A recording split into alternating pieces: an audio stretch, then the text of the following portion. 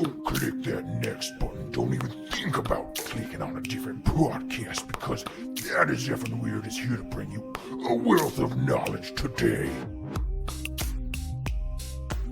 Welcome everybody to That's Effin' Weird.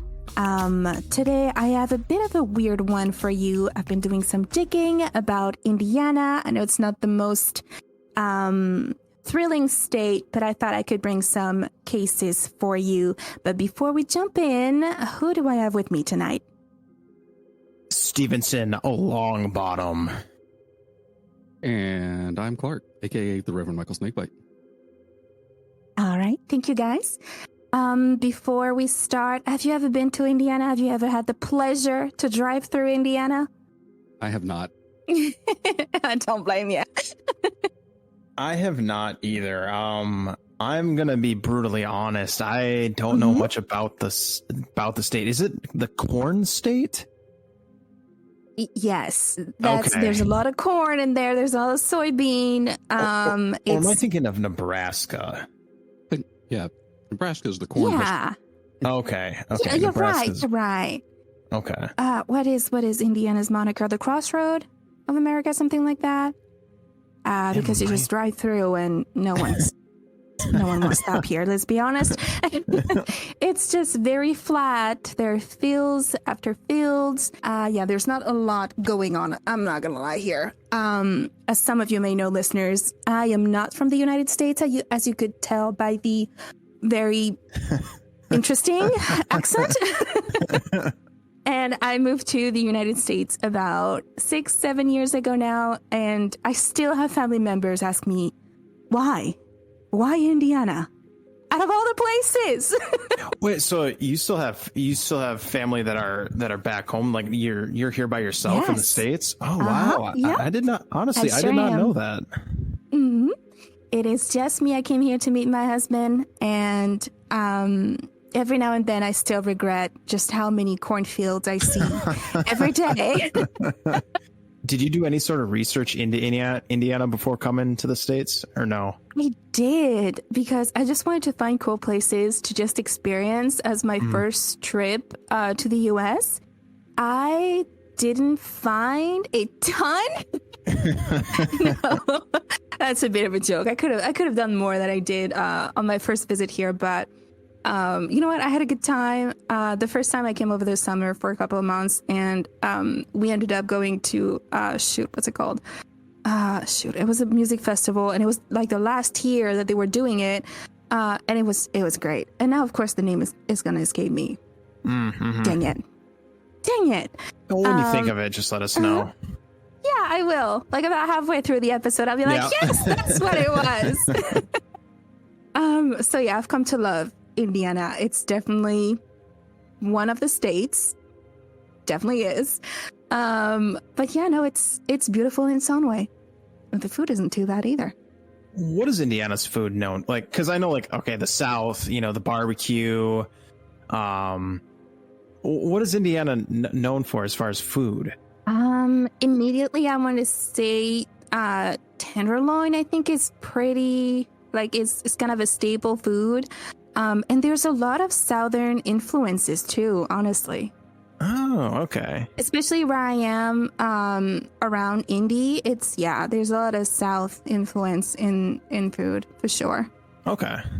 Maybe I'm a little biased because we often eat in places that serve Southern food or Mexican food, so maybe I'm a little biased here, but that's definitely what I've noticed.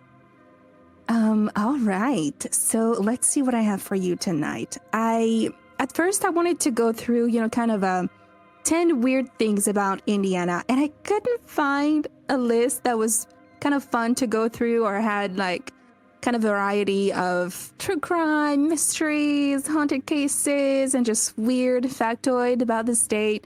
So I thought, all right, let's do some digging. I love true crime. I'm sure I can find some cases that maybe we haven't heard of before, or just interesting things that have happened in Indiana that maybe we could shine a light on.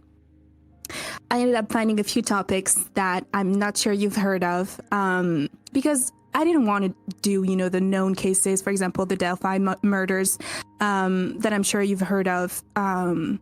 those two teenagers, I believe, that were attacked, kidnapped, murdered in the town of Delphi, Indiana. And I believe 1 to 2 years ago, finally, the police had a person of interest that they went on to charge. If I remember correctly, his name escapes me now, but it was a pretty publicized case because there was a recording that one of the victims managed to record on her phone, I believe. And it was very eerie. You could hear the gentleman say something like, "Come down here," or something like that. And I remember seeing a lot of YouTube documentaries and true crime videos trying to parse this case and just trying to solve it, trying to find who did those horrible things to those teenagers. But I believe he's been caught. Anyways. I remember seeing that that video that you're talking about. Like I remember that story. It is very creepy. Yes. Yeah, because it's just two girls walking on a train track, and then like in the distance, I think they released like a clip of the video, and yeah, you can see this guy. Just you can't really make out much more than kind of like what you can, like. There's no facial features. Like, I mean, yes, obviously it's a real person, but it just there's just not a lot to go on. And it's just so it's so creepy because they're in the middle, not in the middle of the woods, but they're just kind of off doing their own thing. And I just kind of put myself in like that like sort of situation. And like I don't like people coming up behind me in the store and there's other people around. Like I can't imagine. Like I wonder if when or for how long these girls knew that this person was following them. Because can you imagine that, like, you're just out there and then you feel someone breathing down your neck 5 feet behind you, and when you think you're alone with your friend, I can't imagine what that would feel like. It's horrifying. Yeah, it's just terrible. And like you said, like both the girls were murdered too, right? Yes, absolutely. Yeah, that makes it even worse. I did a quick Google search here. It happened in 2017. The victims were Abigail Williams and Liberty German. Jeez. And yeah, they finally kind of caught this person of interest, the suspect here, Richard Allen. And from a very like surface level research, he seems to match those few frames that were recovered from one of their phones.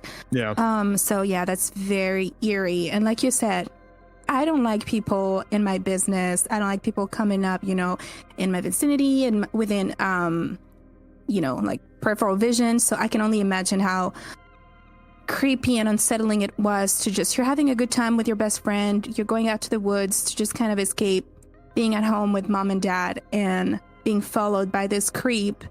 That must have been really, really scary.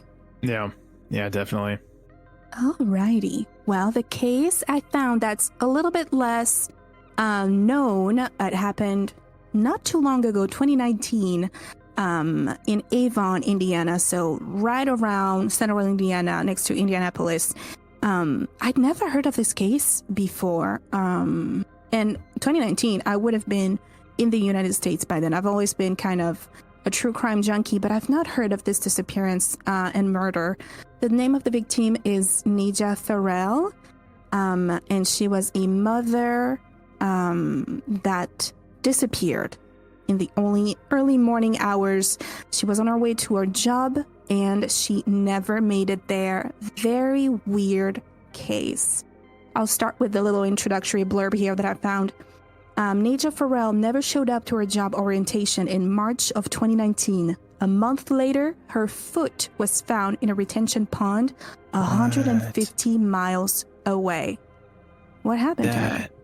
That's the only information we have? No, there's a little bit more, but that's kind of like the hook of the article. And immediately when I read that, I was like, we need to talk about this case. This is crazy. Okay, before we go any further, so I feel like I see these, like I'm on a subreddit, I think it's mysteries or something like that, but I feel like I see these types of articles a lot where like someone is going to work or they're going somewhere and it's just like an everyday scenario, nothing out of the ordinary, and they just go missing. And like in your case, you're saying that her foot was found 150 miles away, but I feel like a lot of cases people just vanish and you never hear or see from them again. I want to know, like, how did that foot get 150 miles away? Right? That's insane. In a pond? That is just crazy. I think you also have to take into account too, when was that foot found? Oh, shoot. Let me see. A month later. So not even that, it wasn't even that late between the day she disappeared and when her foot was found. That's just insane to me. That's crazy too, because I know there's a data bank for criminals, but is there a data bank for just everyday people? Because like, how would have, because 150 miles away, because if she went missing again in a town in Indiana and then 150 miles away, someone finds a foot and then runs, did they do a DNA sample? Did they like take the footprints? That's what I'm thinking. Yeah, and like, how did they match it with her? And then that's the crazy thing, is that it only took a month. I feel like body parts and like there's always like people finding stuff like that and they don't know who it belongs to or and I don't know, that's just wild. That because to me I feel like what you were going to say was like, oh yeah, only like a month ago they were able to identify it, but that's insane that it only took a month to identify that it was her foot.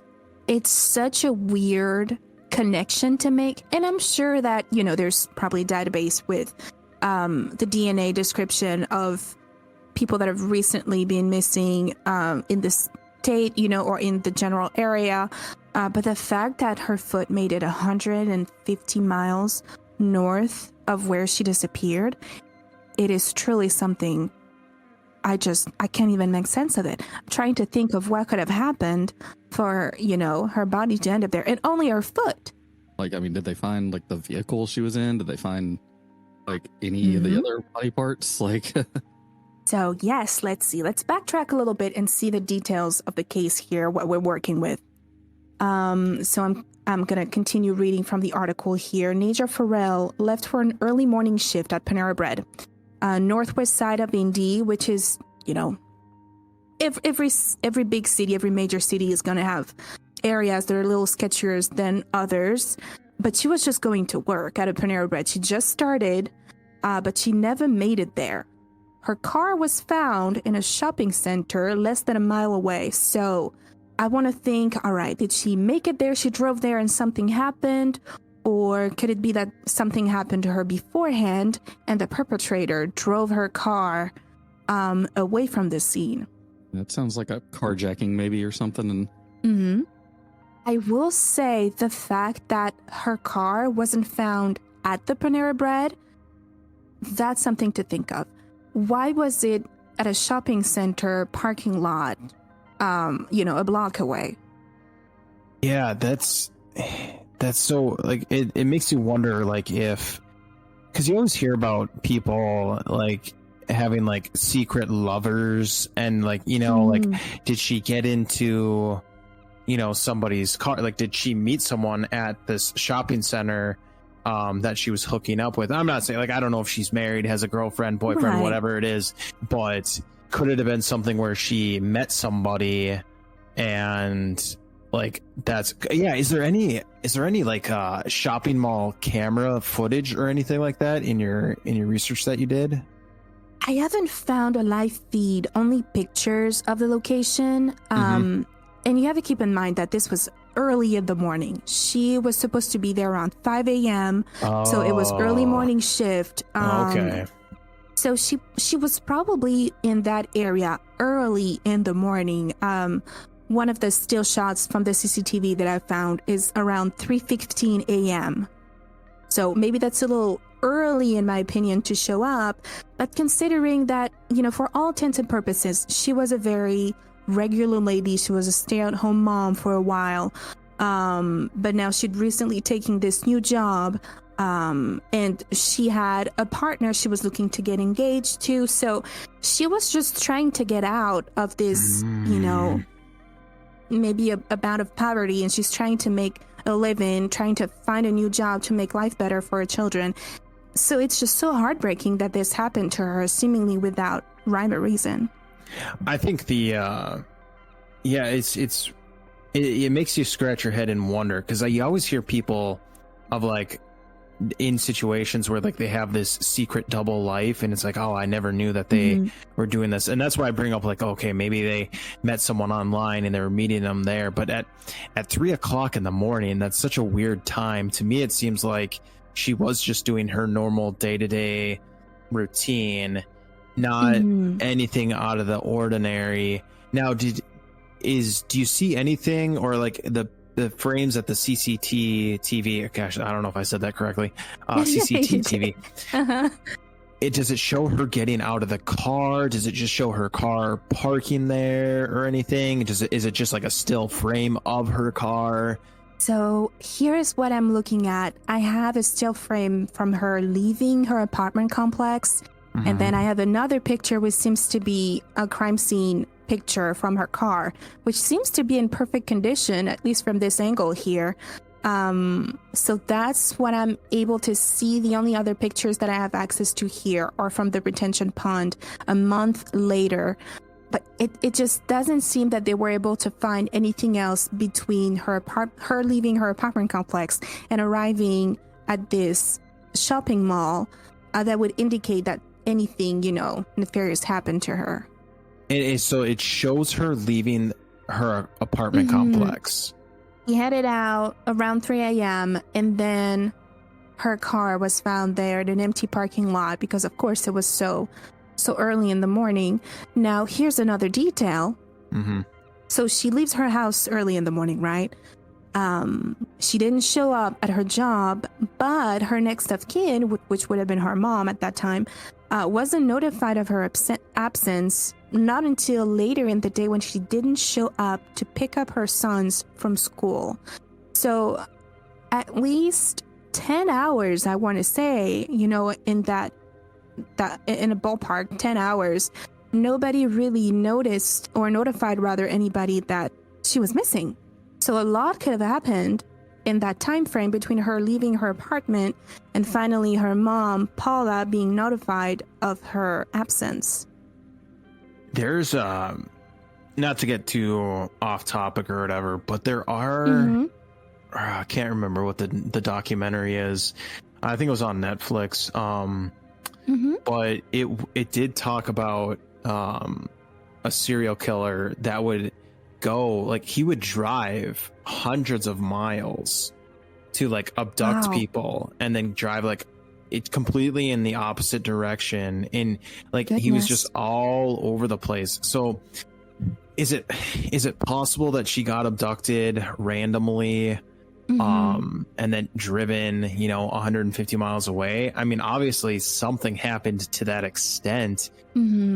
So it is possible, but it's just so weird. Like when stuff like that happens, it really makes you scratch your head, and it's just like, why and how? Like, how does this happen? And it makes you kind of wonder too, like, there's no other footage of her, of like anyone leaving that's what boggles my mind, is that there has to be some sort of footage, maybe not from the shopping mall, but from like another store, maybe looking in that angle that shows either her or somebody else leaving that car at some point. Yeah, I that's agree just that wild. there has to be something out there to give us an idea of what happened. From this article here, it seems that the case wasn't handled the best from the get-go, which is unfortunate. Here we're learning that the Indianapolis Metropolitan Police, they learned that she was a resident of, the Hendricks County, so they transferred the case to the Avon Police Department, but they're much smaller and they didn't have the resources. And of course, it was end of a Friday, so the case was not assigned to a detective until Monday morning. Jeez. That's just one thing after the other. It's just unfortunate series of events here. And of course, from there, when the case was assigned, finally, the search was pretty extensive. It included an aerial and ground search across the city, but to no avail, according to the article here. Now, here's a detail that I missed earlier. The car, her Nissan Altima 2018, wasn't discovered until nearly 2 weeks later.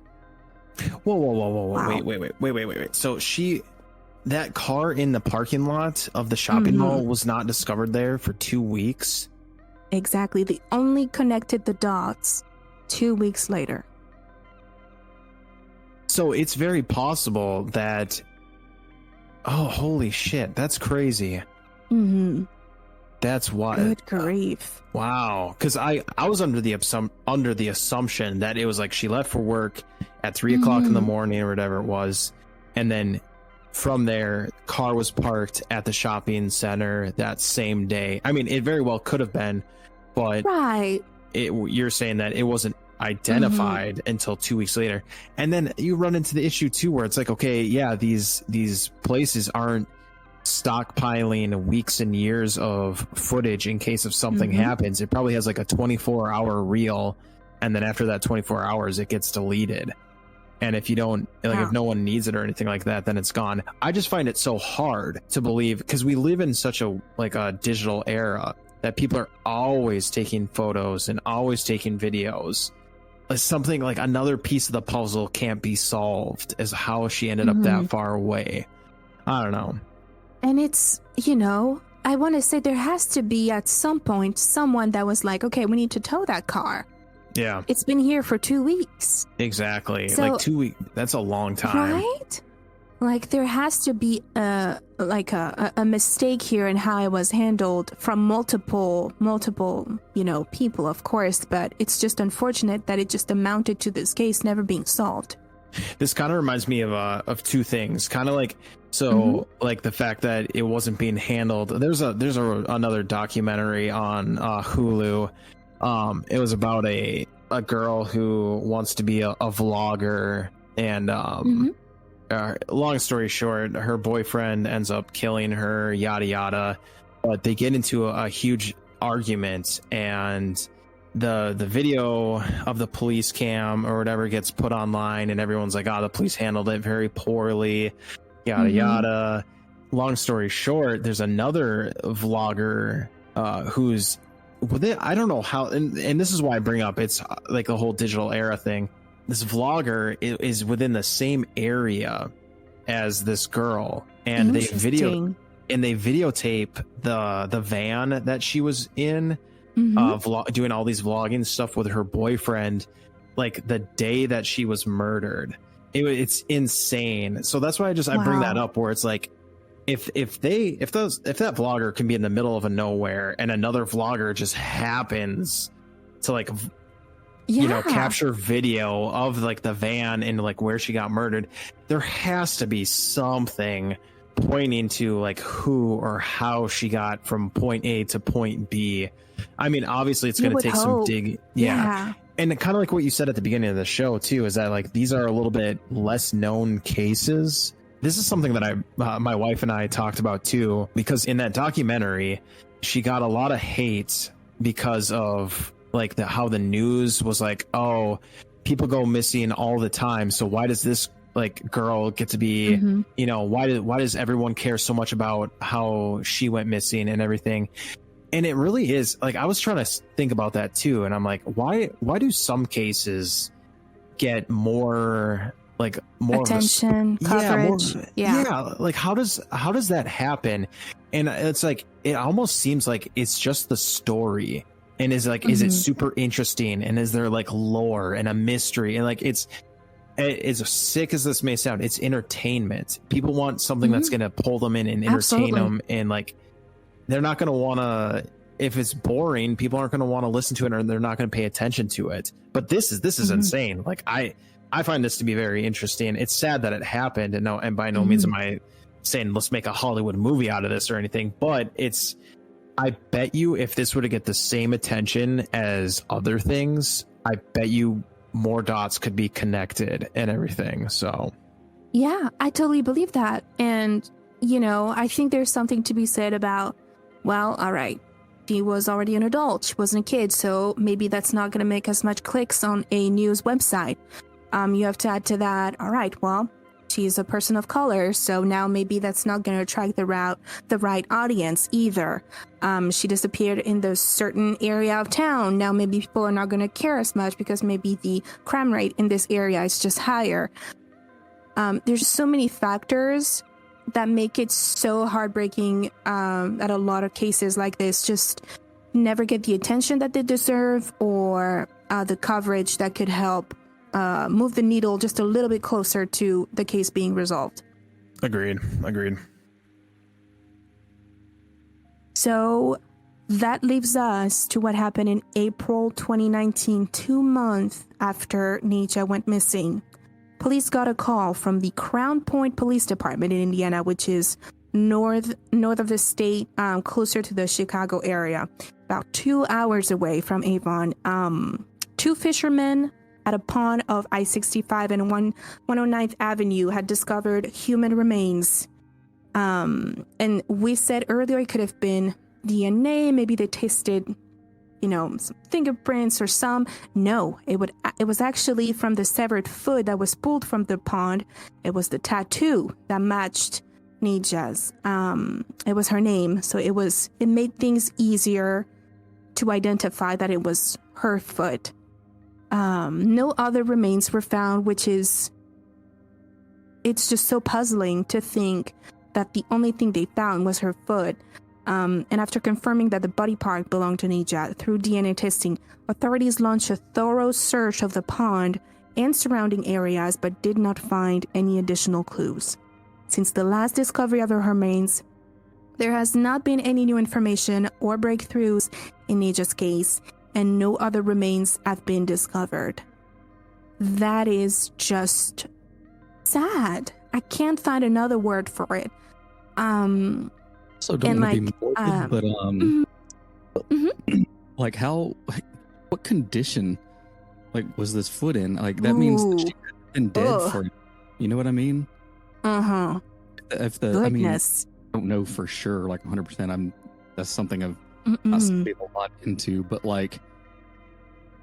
you would think if she was killed immediately, the day she disappeared, right? That, would they have been? I mean, I'm sure they maybe with certain X-ray things, maybe they can see the tattoo or whatever. But I would think if it was in a retention pond for a month, especially if there were any critters in that retention pond, totally. Be, a lot left of it, maybe bone at best, or maybe that's one of the things they say. The reason they find all those feet that wash up on shores is because they were protected by shoes, right? Exactly, they're protected and they float. So when the rest of the body decomposes, that's what floats to the surface. So why wouldn't they drag that? Why wouldn't they drag that pond or that, just to see if the rest of her remains were there? It's unclear. It seems from this article that they did thoroughly search the pond, but what that entails, really, I wasn't able to found. And I mean, at this point, do you go in the neighboring retention pond and drag the bottom clear to see if there's other body parts? I don't even know where to go from there, because now that raises the question, well, was the foot cut off when she was alive, when she was dead? How long ago? Could have just been was she spread all over a lot of places? Yeah, it's terrifying to think about, but if it's someone that's used to disposing of a body, is there another trash bag somewhere, off the highway that he just yeeted out of his car that would have more clues? Or is it another pond, or is it another trash can nearby? A lot of possibilities. Unfortunately, no more updates on this case. It's been open cold since 2019, which is pretty sad. Yeah, and I definitely don't want to dwell on that morbidity, but it does kind of fascinate me to think if they were able to identify a tattoo. I just wonder if that gave you a timeline she died, because that's even creepier to think. What if she was alive for 3 weeks, or right? they have to be able to kind of get an idea, maybe. Trying to retrace what happened then when she passed. But yeah, I don't know. At that point, I don't even know if it's a resource problem or if it's a manpower question. But it seems so disheartening that there's no more updates past, finding her foot. And that's kind of the last update. It could be also departments talking between each other, because that's, if she was 115 miles away, like, now you're talking about having to gather notes. It's like, oh, well, Avon has to talk to whatever jurisdiction this, retention pond was in and things like that. Yeah.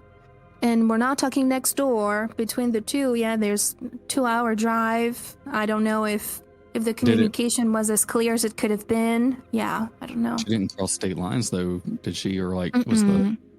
Okay. Because that would... Yeah. I mean, then technically feds can get involved because it becomes a federal... Yeah. At that point, if you cross state lines, so it's like, okay.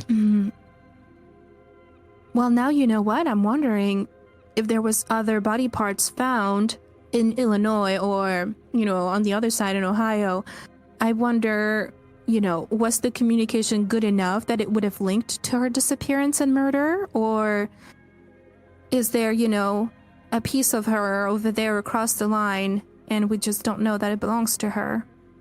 Yeah, and you did say it was... retention pond, I guess, was close to an interstate. Yes. But, next to a major interstate, yeah. So that's, there you go, easy thoroughfare there, easy travel. Yeah, a lot to think about. Goodness, I hope there's updates in this case. I hope we can find who the perpetrator is, that they get their comeuppance. But moving on to another case. Wait, what did you just say? That they get their comeuppance? I'm not gonna lie, I don't think I've ever heard that term before. Oh my god, no way! Like they get what's coming for them, I figured that's what you meant. Clark, have you ever heard of that? Yes, I have. And I wasn't going to mention it, but as soon as she said it, like, I said something a little kind of colloquial a while ago too, and as soon as she said that, I was thinking, oh my god, we're showing age here. I figured that's what you meant, but I was like, I want to be sure I know that, or that's what it is.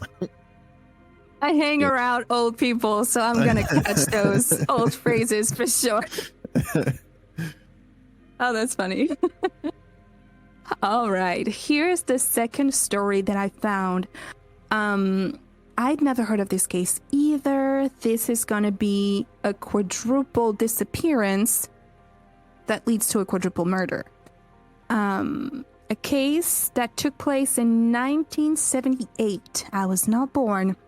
And it took place at a Burger Chef restaurant in Speedway, Indiana.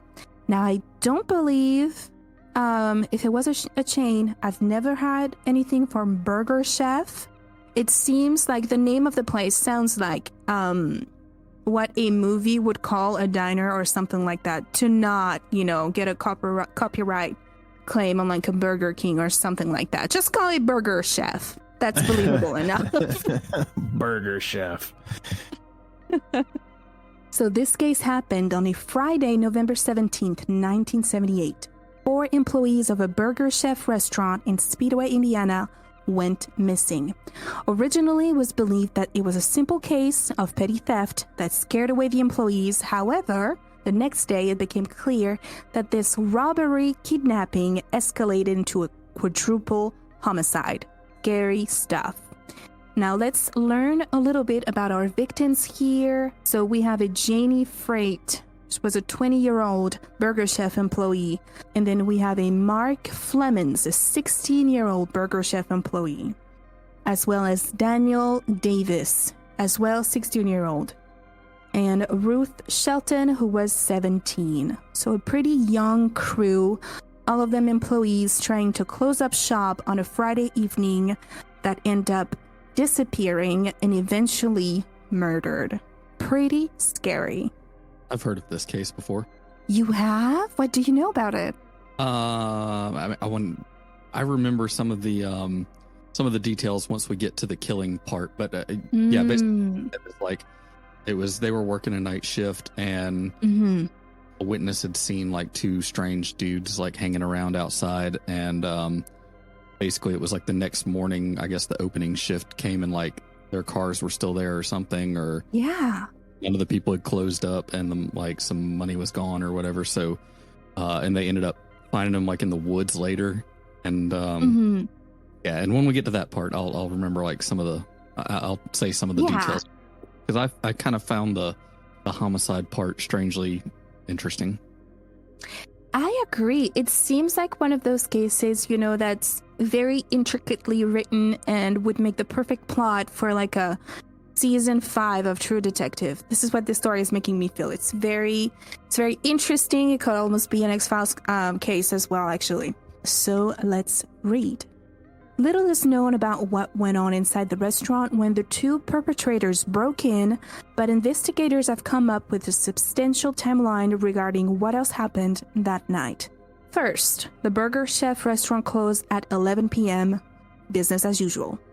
The 4 employees were still scheduled to stay a few more hours to go through closing routine, clean, and prepare the restaurant for the next day's opening shift. Initially, Mark Flemons was not scheduled to work but decided to cover for his coworker, Ginger Anderson, who went on a date with another employee, Brian King. By 11:45, Brian and Ginger were in the area, so the pair drove past the restaurant and noticed Janie's car wasn't there, despite the lights and the back door being ajar. At first, Brian didn't think anything of it, so he proceeded to drop Ginger off back to her house and then drove back to the Burger Chef location to check up on his friends and co-workers. Upon his arrival, Brian noticed that all 4 employees were nowhere to be found. Walking through the restaurant, he saw the cash register was on the floor empty, and there were personal effects of his co-workers left in the office. Brian knew something was wrong, so he called the police, and when investigators arrived, a report was filed, but the scene was never properly processed. I feel like we just talked about that. It's just, and I'm sure things have gotten better in modern days, you know, I'm sure the protocols are a lot tighter than what they were some 40 years ago, but it's always just sad to see a scene that's not processed right. This is what I'll say, and this is what I think happens, is that 99% of the time, or maybe like 95, you know, there's probably a lot of cases like this, or like something similar to the effect where, oh, I think something happened to somebody, like things look weird, and it turns out it's no big deal, you know, or like it's nothing and nothing really comes of it, or there's no one's hurt or missing or murdered. I feel like a lot of that stuff happens more often than not. So when something actually happens, things like that where, like, you know, the crime scene wasn't properly taken care of, you know, like if you treated everything as if this was like, all right, get the yellow tape, no one come in here, no one touch anything.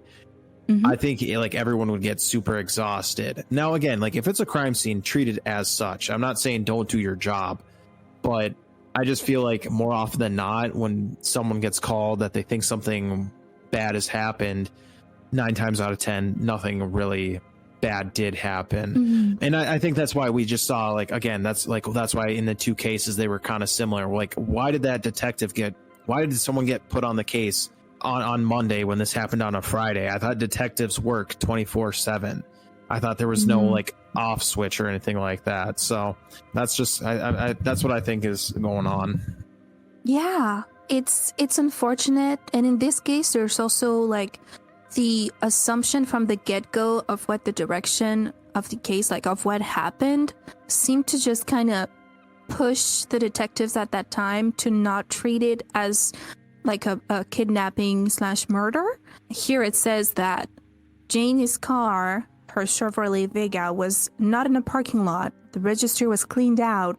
So the investigators just kind of assumed that the employees skipped out on work, band together to steal the money, and got into her car to make a clean getaway. And from there, we even have a quote here from a Buddy Elmonger, an investigator from the police force.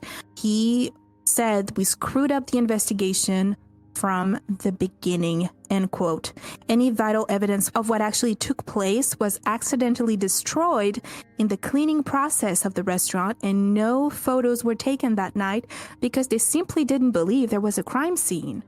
See, and that's exactly what I said, is like they just assumed that, like, all right, nothing big happened, and they just kind of assumed stuff. And I feel like that's what they did 9 times out of 10, unless they had something hard. Like, I'm sure if they saw like a severed foot or something like that, or, you know, something substantial, they'd be like, okay, let's take it seriously. Yeah. From there, here's how the investigation unfolded. By 4 a.m. the following morning, Jane's unlocked car was discovered near the Speedway police station, filled with unusual cigarette butts. Suddenly, the police began to suspect foul play, and a widespread search was launched. But it wasn't until November 19th, so that would be a couple days later, when the bodies of all 4 victims were discovered near Johnson County's woods by a couple who lived in the White River Township, located approximately 15 miles from the Burger Chef location. Each of the young adults were still wearing their brown and orange polyester Burger Chef uniforms, with the blood on them all dried up. So what a scene to walk to. I mean, those poor kids, fresh out of their work shift, they were probably just killed right there and then, and their bodies moved to that other location in the woods. That's just horrifying. Yeah, I could. Well, was there any blood or anything like that found on the in the restaurant, or no? I don't believe so. No. The only thing amiss was the register, completely inside out, and Jeannie's car that was missing. But otherwise, I don't believe they found anything that would have been worthy of a picture, since they didn't take any. And eventually, the restaurant was just cleaned up. So I'm wondering if they were abducted. Like, you know, like it was a robbery, and they told everyone to like get in said car, and then in the woods, maybe that's where they were killed, or in a car, who knows? But maybe, no, that's terrible. Yeah. And the crime scene here, as it's described, it seems like a lot happened between all of them. Ended up dead, shot. So the first 2, Ruth and Danny, were found lying face down just off a gravel path. Both had been shot execution style in the head and the neck with a .32 caliber revolver. They were discovered side by side, indicating to the officers that they were killed at the same time. But from there, the police is theorizing that Jane and Mark ran for it. Jane's body was found 50 to 75 yards away. She had been repeatedly stabbed so violently that the knife's blade broke off inside her chest, with the handle nowhere to be found. Jeez. I can't even imagine the amount of, hatred, violence, cruelty that took to break off a knife like that. I can only hope that she passed away quickly, because that's just gruesome. That's crazy. That's terrible. From like one of the things I had read or heard like on this case or whatever was, I thought there was somebody who confessed to being there that night. Oh. But like I guess he like, from what I remember, and like I said, I'm kind of fuzzy on it. It was something to do with, they got a story from some guy who said that he knew, like he was kind of in on it, but knew the whole story, but he was like, oh, but I didn't kill anybody. So that's why they couldn't prove anything. So that's why kind of an anonymous party / eyewitness that kind of spilled the beans. Yeah. And so I guess they could never charge him with anything as like an accessory, even though he named like several names of like people, like these people or whatever that killed him. And it had something to do with one of the 4 employees actually owed money from it was like a drug deal thing. Oh no. And I guess they went to like rough up the kid or something to get money out of his brother or relative or whatever. It went wrong, and they ended up actually hurting him pretty bad. Take the other employees because they were witnesses, right? And then they took him out of the woods or whatever, and because one of the people died of blunt force trauma, and they said that was the kid that got beat up too bad, and because he part of his head caved in or something. And then the others, 2 of them were shot and one of them was stabbed, like you said. And And what they said, I guess, was that they shot the first two, and I guess the girl that got stabbed, like she panicked and ran, and that's why she ended up stabbed, was because one of them had a knife and the other had the gun. When she realized that they were all going to get shot, like she ran, and so the other person had to like hunt her down and stab her. Goodness, that is gruesome.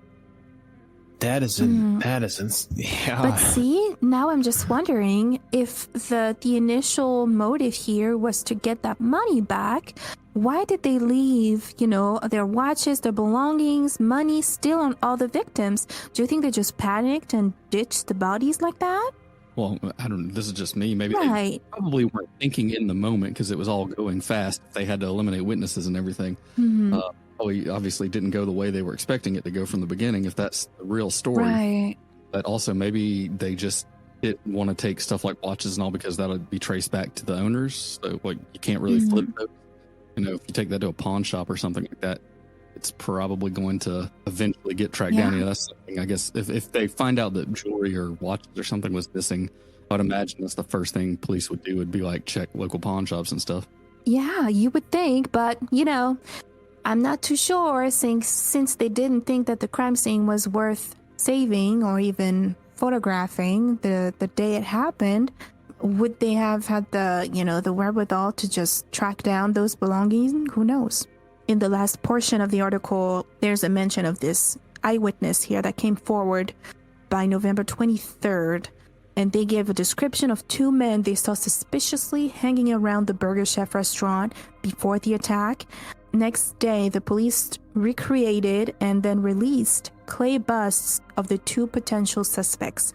This marked the first time ever that Indiana State Police used this method to aid an investigation. I'll share the pictures with you here in just a sec.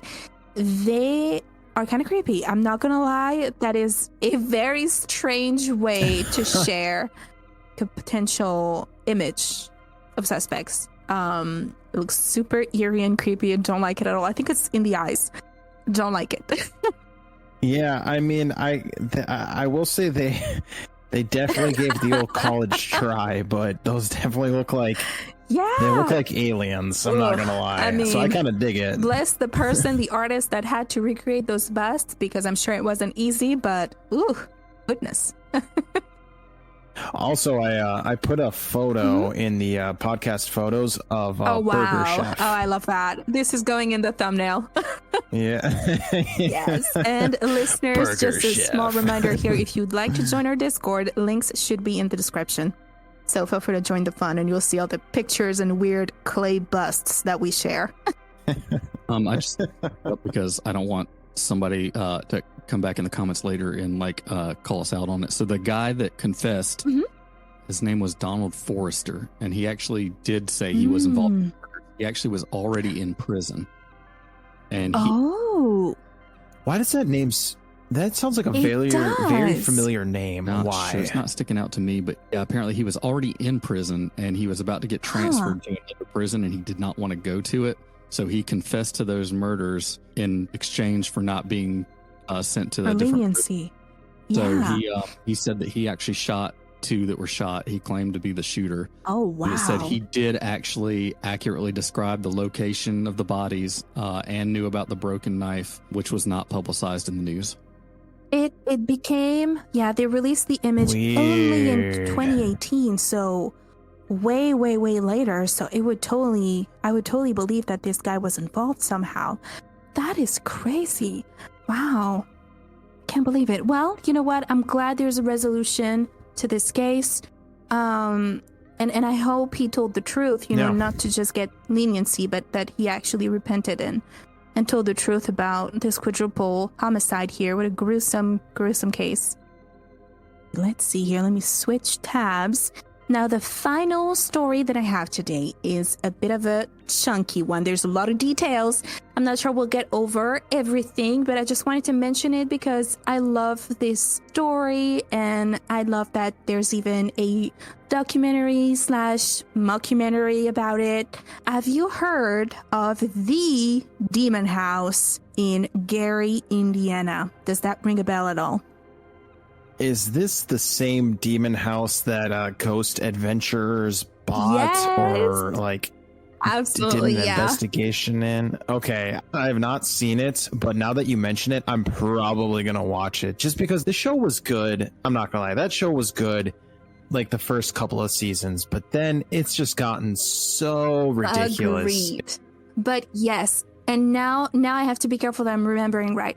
I don't remember if it was them that bought the house or shoot, his name is Zach Baggins. He's another investigator. It's pretty famous, especially on YouTube. I believe that's him. That he bought the house, made this documentary, and there's another extra bit that I'll keep for the end here. Let's talk about the demon house. I love this story. I think it's the right amount of scary and also a little hilarious, but also, okay, that's too real, but this is just goofy at this point. I'm a fan. So this house. All right, let's house, hear it. I'm excited. Dude, in Gary, Indiana, which is a town pretty famous for being kind of a ghost town. The workforce kind of migrated out of Gary, Indiana because the steel industry, the car industry was not booming as it was before. So this town is just empty. You could find pictures online. You could find videos of the town. It's pretty bare and it's pretty scary to see those old factories, buildings just completely empty with, broken windows and just soot everywhere, and it's kind of creepy, but I'd like to visit one day. So this demon house looked pretty much like any old house you can find on Zillow today. It's pretty humble looking, but in 2011, a family moved in and they were just attacked, I think is the word I'm looking for, by one or multiple demon entities. Goodness. Now, is that them saying it's demon entities, or is that somebody else? And there's definitely a bit more. There are more accounts to this story than just the family that was attacked and possessed, but they're definitely central, especially the mother. One of the girls, one of the children, Latoya, that was particularly attacked by this entity or multiple entities. And I believe they themselves called it a demonic entity. Like they knew it was something very nefarious and bad that tried to grab a hold of this child here. She was barely a teenager. So here's the family. We have Latoya. The mother is Rosa Campbell, and 3 children that claimed paranormal activity occurred in the residence. The story was published 11 years ago in 2014 and received national attention. So let's see. We have the main characters. Let's see what happened in this humble house on Carolina Street in Gary, Indiana. Mere days after the family moved in, they claimed to see black flies swarming on the porch in December, and it kept returning repeatedly. Kinda yuck, I'm not gonna lie. Now, the mother, Rosa Campbell, initially heard footsteps in the basement, door creaking, which you could say that's pretty usual for an older house. But later she alleged to have witnessed a, quote, shadowy figure of a man pacing in the living room, and she found a footprint. Now, Campbell claimed that she was choked by an unknown force. Hammonds, the 12-year-old daughter, had claimed to have levitated above her bed, unconscious during a sleepover with a friend, and they were said to have prayed until the girl returned to bed. I would freak out to see a little girl a couple of feet above her bed, just levitating, unconscious. No, I'm sorry, I'm sleeping in a hotel tonight. Not doing it. That was her friends that saw her doing that? Or that was like... Sorry. Was that family? Yes. Okay, say that one more time. So the little girl, the 12-year-old, had claimed to have levitated above her bed, and she was unconscious during a sleepover with her friend. And they were said to have prayed until the little girl returned to bed. The daughter had no memory of the incident. The older son was allegedly thrown across the room by an unknown force during that happenstance. So something This is like textbook possession. Bring out the exorcist. We need to get that demon out of that little girl. This is scary stuff. That's crazy. Now, like, because especially like as a kid, because like you hear stories and your mind plays imaginations, plays tricks on you sometimes, and you're sometimes like, oh, that's kind of scary, but like to actually see like your friend or some like just levitating. But my only thing is like, I know as a kid I would probably start screaming and like calling for my mom or my dad at that point, especially so young. I mean, only 7, the younger son allegedly had his eyes roll into the back of his head and was growling, saying, "It's time to die and I will kill you." And these are direct quotes. I mean, granted, children can be a little crazy. I was one at some point many years ago, but I can't think of a 7-year-old putting an act like that, putting on a show and not, breaking character and going into a laughing fit.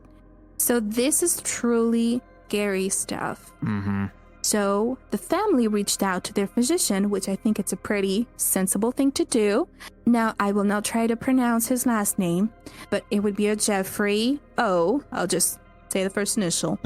On right. April 19th, 2012, so that would be not even a year after they moved in, something like 6 months, he visited the house during the supposed hunting, and he noted their behavior was delusional. Of course, coming from a physician, I could totally think that he's like, okay, there's something happening, medically, or maybe it's a mental illness. They're delusional. Now, someone from his office contacted the police, and after the police arrived, the children were taken to the hospital. The older boy was described acting rationally, while the youngest, the 7-year-old, screamed and thrashed. At that time, this is when DCS, the Department of Child Services, was alerted to the family, and they believed that the children were performing for their mother, which, okay, I get it. They're young children, they're pulling a prank. Yeah. But in my opinion, that's just too young. You would have seen the crack in their act. Yeah, that's so hard to tell. Because I mean, like I feel like kids can't really. I feel like, yeah, they can, play jokes, but at a certain point, yeah, they'll give it up. Exactly. This is 6 months of constantly doing all of those, crazy stunts. I don't think that kids like this would have kept that act for that long. I don't really see it. No. The fact that DCS and the physician may have thought, okay, maybe the mother is, asking her children to act up. Maybe there's something up with the mom, but I don't know. It just seems too real for it to be an act, in my opinion. And I guess I wasn't there, but at that point, the story is kind of getting to the news. Sensational stories published in outlets such as the New York Daily News that reported that DCS personnel had allegedly witnessed the youngest boy walking up the wall backwards. No. I am telling you, and it's quotation marks, so all right, they really reported that. Additionally, a 37-year-old police captain, Charles Austin, believed paranormal activity occurred in the house. A photo published by the Indianapolis Star claimed to show a shadowy figure when no one was home. Burn it to the ground! Interesting. Almost all of those points here are reminding me of like a textbook possession from like now I won't remember their name. The name of it was a couple. Warrens. Yes. The Warrens. Yes, yep. absolutely. Yes, thank you. Thank you.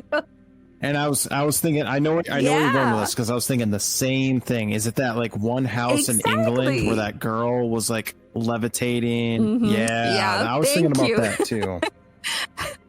Usually my clues are not too good, so thank you for getting that one. Yeah, no problem.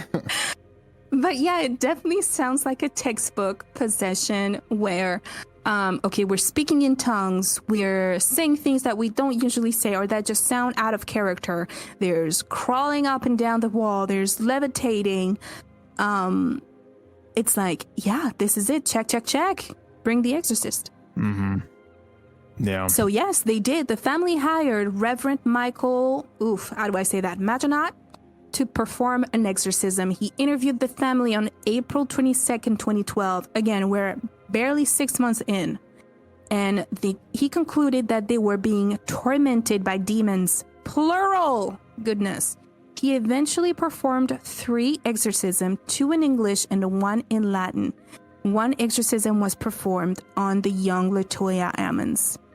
The Ammons family moved to Indy in 2012, after which the event were said to have stopped. So it was definitely linked to the house. There's something wrong with this house.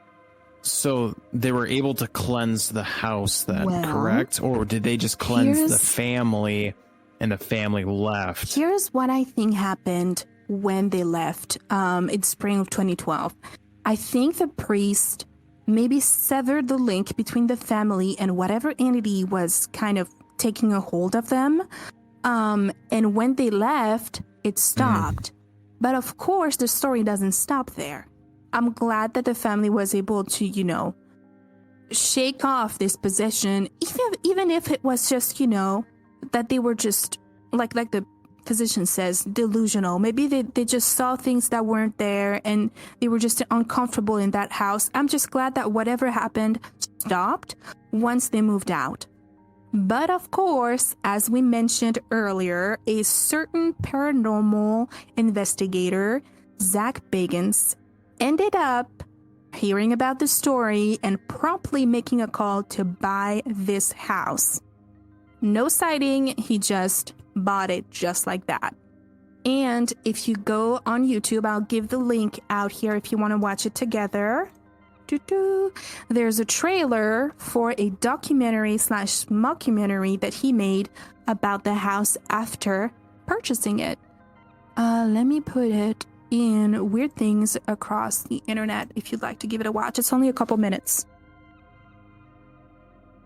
Okay, I'm not going to watch anymore. You sold me. I only have to watch a minute of it. Oh my gosh, that is gold. You're so right. That just screams 2006. Just gave me an idea for something. What's that, Clark?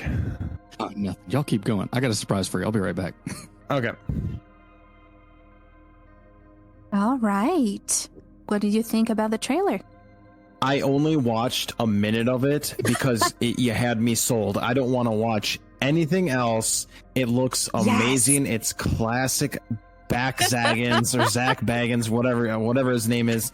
If you, audience members, if you love Ghost Adventures, again, I know I said his stuff is ridiculous, but this, I gotta watch it because I think it's a little bit different. It looks like it's gonna be a little bit different than the show, but yes, it's. I can't wait to watch it. I'm excited. Recommend. You sold me on it. But besides it looking like, all right, classic, whatever, it does look like it has some like interviews with real people that like, and that's the thing that I kind of noticed about this one that I like is because I feel like his show kind of gets, whatever people to say whatever, but like this looks like people that live in the town that are like, no, I'm not going to mess around with that house. Like that is a possessed house. I'm not going to go in there. It looks really good. It's like a good movie. Honestly, it is pretty hilarious. There's moments that are really spooky. I'm not going to lie. And you know what? Let us know, listeners, if you would like to do a watch along with us. I'm sure we can make that happen. But if you'd like to watch the movie yourself, it is also available for free on Tubi. Next thing here, if we get enough like subscriptions, likes, whatever, to our there you go, channel or Twitter or whatever, I will watch this in Zach Baggins cosplay. Yes. Oh my God. Yes. Oh yes, we all need to do it. We all need to do it. We all need to dress up like Zach Baggins. Oh, I am a huge fan. It's absolutely happening. But yeah, it's a really fun movie. I watched it a couple of years after it came out. And you know what? There's a few moments in there that really got me. if I remember, one of the crew members really got affected by the curse or the demons, or maybe it was really good acting, who knows. But it was really interesting to see the change, the complete shift in his personality. He became like really, really intense, and it really seemed like he got possessed himself. Yeah. And then, yes, like you said, I believe Zach interviewed, I don't remember if it was the youngest of the children, but yes, he was in touch with Kevin Ammons and he interviewed him, and it was also rumored that, you know, some of the demonic energy was transferred back into the Ammons family because of this interview. So it's just, you know, it's full of the classic ghost hunting tropes. I love it. It's great. Yeah, it's like an hour and a half and it's hilarious. I really like that idea of doing a watch along. If we, what do you guys say? Do you think if we get 50 likes or how about this? I honestly don't think we've ever gotten any sort of comments, on any of the stuff that we've done. I mean, I think there's a handful. I think that if we scour through, I think there's like maybe 10 out of the almost 100 episodes that we've done. I think if we can get 5 people, not including family members or friends, to comment on this particular video, if we get 5 people to comment that yes, you guys should do a watch along, it's happening. I say let's do 100%. A watch along. I would love that. Good deal. All right, well, we're gonna make it happen, and we're gonna keep a tally and see. Absolutely, if it happens it'll be or like not. an early watch along for a Halloween. It'll be like a spring Halloween. I love it. Yes. One last thing about the house to keep you on the edge of your seat. I mentioned when I first introduced this topic that there was a last little bit that I wasn't mentioning. Something happened to the house after Zach was done with his documentary. I'll let you theorize and think about what that could be, but something happened about the house that is, of course, revealed in the movie. So you would know if we didn't watch along. But yeah, there's more to the story. Oh, you're going to leave the audience with that? Absolutely, I will. Oh, wow. That's okay. Now, like 100%, now I have to watch it. But I'm sure I won't mind watching it twice with the audience members and everything. So. I really look forward to it. Awesome. Yeah, Lily, that was awesome. Thank you for those. Yeah, thank you so much, everyone. I hope you learned a thing or two, maybe a little creepy about Indiana, but yeah, it was a ton of fun. Thank you, guys. Yeah. And thank you, listeners. Clark, do you have any last minute things that you want to say or anything? No. I enjoyed it. It was a good time. Thank you. Cool. Awesome. And thank you to the audience for joining us today. And remember, we don't want things that are normal. We want that's effing weird.